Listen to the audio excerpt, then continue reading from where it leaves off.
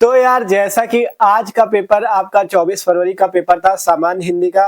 देख सकते हो 2025 सामान्य हिंदी का पेपर 302 एचएम कोड का पेपर है। बहुत ही मस्त पेपर था, अच्छा पेपर आया था। जिसका जिसका ये पेपर इस कोड का आया था 302 एचएम का, बढ़िया पेपर गया होगा। ठीक है, अच्छा पेपर था, आसान पेपर था, जो पढ़ाया वही क्वेश्चन आए भी थे। ठीक है, तो देख सकते हो समय 3 घंटे 15 मिनट, पूर्णांक 100 नंबर का था। मस्त तरीके से पूरे पेपर को सॉल्व करते हैं। और जो लोग नए हो सब्सक्राइब कर लो, क्योंकि आगे भी सभी पेपरों की मस्त तरीके से तैयारी होने वाली। ठीक है, तो देख सकते हो प्रारंभ के 15 मिनट परीक्षार्थियों को प्रश्न पत्र पढ़ने के लिए निर्धारित है और कहा गया दोनों खंडों के सभी प्रश्नों के उत्तर देना अनिवार्य है। पूरे पेपर को हल करेंगे। देखो देखते हैं।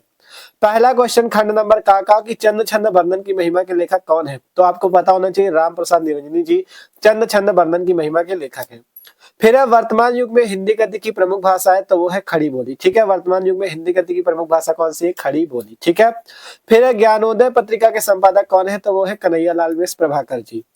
घ नंबर क्वेश्चन था आधुनिक हिंदी एकांकी के जनक माने जाते हैं, तो वो है राम कुमार वर्मा जी, जो कि आधुनिक हिंदी एकांकी के जनक माने जाते हैं। फिर है हरिशंकर परसाई एक ख्याति लब्ध लेखक है, किसके? व्यंग के। हमने पहले ही बताया था, मतलब हरिशंकर परसाई जी जो है वो व्यंगात्मक एवं विवेचनात्मक रचनाएं करते हैं। तो ये किसके ख्याति लब्ध लेखक है? व्यंग विधा के। ठीक है, तो इस टाइप से आपके पहले के 5 क्वेश्चन थे, जिससे आपको एक एक नंबर करके 5 नंबर मिले होंगे। दूसरा प्रश्न था दूसरे के का निज भाषा उन्नति है सब उन्नति को मूल का यह काव्य पंक्ति है, तो एक काव्य पंक्ति है भारतेंदु हरिश्चंद्र जी की। ठीक है, मिलाते रहना, कमेंट करके बताना किसके कितने ऑब्जेक्टिव सही थे। खा नंबर था तार सप्तक के कवियों को राहों के अन्वेषी किसने कहा है? तो वो कहा है सच्चिदानंद हीरानंद वात्स्यायन अज्ञे ने। इसका चौथा सही था। ठीक है, फिर आगे के क्वेश्चन देखते हैं। सब लोग अपना अपना पेपर मिलाते रहना। ठीक है, फिर अगला यहाँ पे था दूसरे का गा नंबर अयोध्या सिंह उपाध्याय हरिऔध की रचना, तो आपको तो बताई गई थी वैदेही वनवास। यहाँ पे देखो अभी नहीं दिख रहा था। अयोध्या सिंह उपाध्याय हरिऔध जी की रचना है वैदेही वनवास। ठीक है, निम्न में से कौन प्रगतिवादी कवि नहीं है? तो वो है गिरिजा कुमार माथुर जी। ठीक है, इसके बाद प्रकृति के सुकुमार कवि बताया था, किसको है?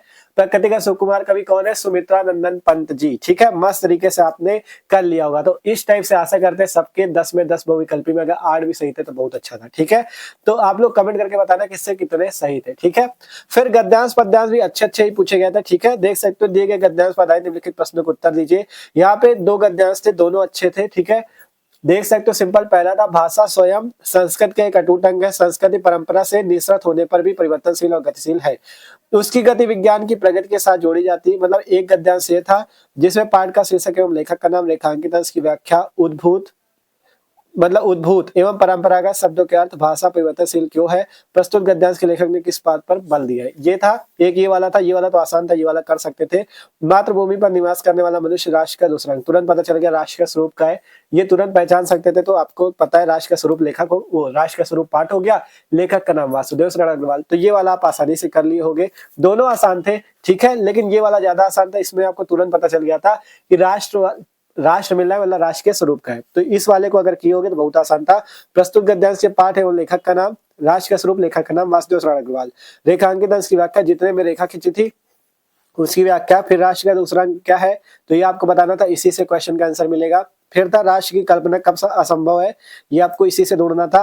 फिर राष्ट्रीयता की कुंजी क्या, मतलब सारे प्रश्न आसान थे, इसी से आपको क्वेश्चन के आंसर मिल जाते। ठीक है, तो मस्त तरीके से आपने गद्यांश को हल कर लिया होगा, जिससे आपको 10 नंबर मिले होंगे। ठीक है, पेपर बहुत अच्छा था यार। ठीक है, आप लोग कमेंट करके बताना किसका पेपर कैसा गया। पद्यांश भी अच्छे अच्छे आए थे। दिए गए पद्यांश पादाय निम्नलिखित प्रश्नों को उत्तर दीजिए। 10 नंबर का था, क्या कर सकती थी मरी मंथरा दासी, मेरी ही मन रह सकाना निज विश्वासी। मतलब यहाँ पे मंथरा दासी आ गया, मतलब तुरंत पता चला कैकेयी जी की बात है, वही रामायण का चल रहा है। कैकेयी की जो दासी थी मंथरा नाम था, तो कैकेयी अनुताप का है मैथिली शरण गुप्त, तुरंत आप पहचान गए, इस वाले को हल कर सकते थे।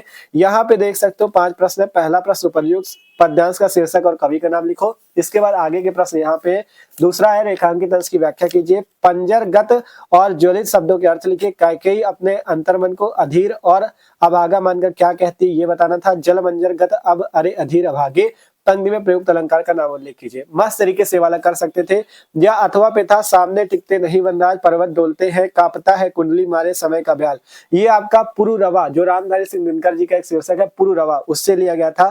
ये वाला चाहते तो ये वाला कर लेते, नहीं ये वाला तो आसान था, आसान ये वाला था। ठीक है, इसको ज्यादातर लोग इसी को करे होंगे। ठीक है, तो आसानी से पद्यांश भी आपने हल कर लिया होगा। आशा करते हैं सबका पेपर बस तरीके से हुआ है। ठीक है, आशा करते हैं।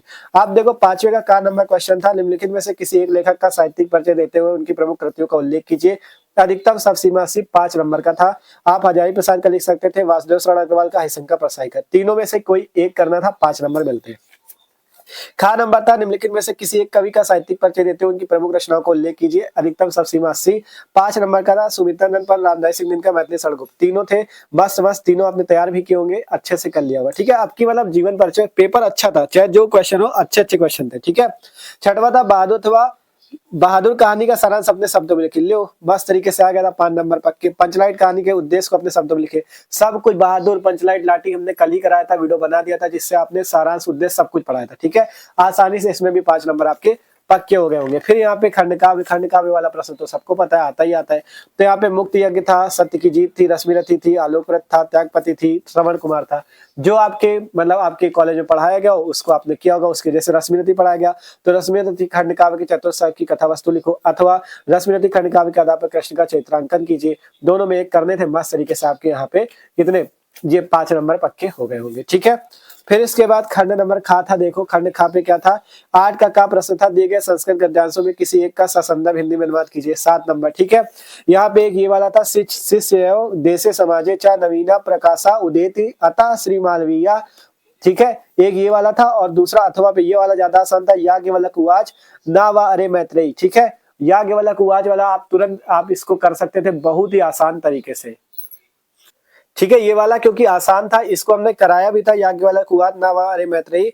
यहाँ पे आपका है पत्यु कामाय पति प्रियो भवति, मतलब अच्छा था ये वाला। ठीक है, इसको आप लोग पहचान में गए होंगे, आसानी से आपका इसने संदर्भ और हिंदी में अनुवाद आपने कर लिया होगा। ठीक है, आसान था। फिर यहाँ पे देख सकते हो खा नंबर पे था, का दिए गए पद्यांशों में किसी एक का ससंदर्भ हिंदी में अनुवाद कीजिए। ये वाला आसान था, काव्य शास विनोदेन कालोगच्छ धीमताम व्यसनेन चा मूर्खाणाम निद्रया कलहेन्वा।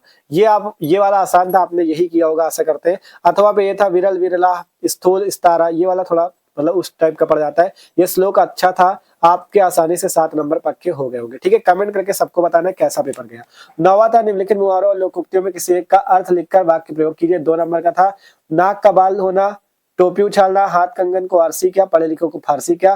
ठीक है, पढ़े फारसी बेचे तेल, एक ही था। 4 में से कोई एक आपको हल करना था, मतलब उसका अर्थ लिखकर वाक्य प्रयोग करना था। आप ये वाला कर सकते थे, चाहे टोपी उछालना का, टोपी उछालना मतलब इज्जत उछालना, तो ये इसका अर्थ हो जाएगा, वाक्य प्रयोग कर दो। फिर नाक का बाल होना मतलब बहुत प्रिय होना, इसका भी कर सकते थे, आसान था, कर लिया होगा आपने। 10वां प्रश्न था अपठित गद्यांश पर आधारित निम्नलिखित प्रश्नों के उत्तर दीजिए। हमने तो आपको बताया ही था, इसमें कुछ नहीं केवल गद्यांश दिया जाता है, 3 प्रश्नों के उत्तर आपको इसी गद्यांश से ढूंढ ढूंढ के लिखने थे, आसानी से आपने इसको भी किया होगा। ठीक है, ये गद्यांश था, एक नीचे भी था।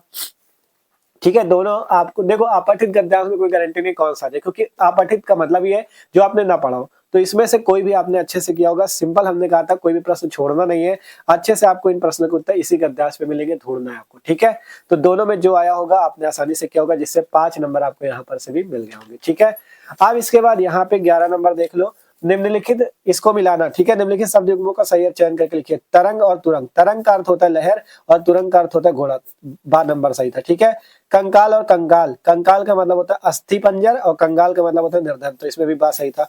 निम्नलिखित शब्दों में से किसी एक शब्द के 2 सही अर्थ लिखो। इसका लिख सकते थे मंगल का, मंगल तात हेम सिलीमुख, 4 थे, 4 में 1 का करना था, कितने, हाँ एक शब्द का, तो मंगल का कर सकते थे। मंगल एक तो मतलब पूरे सौर मंडल में उपस्थित एक ग्रह हो गया मंगल ग्रह, दूसरा हो गया सभी वारों में एक वार हो गया मंगलवार। ठीक है, तो मंगल का अर्थ हो जाएगा। ठीक है, फिर था निम्नलिखित वाक्यांशों के लिए सही शब्द का चयन कीजिए।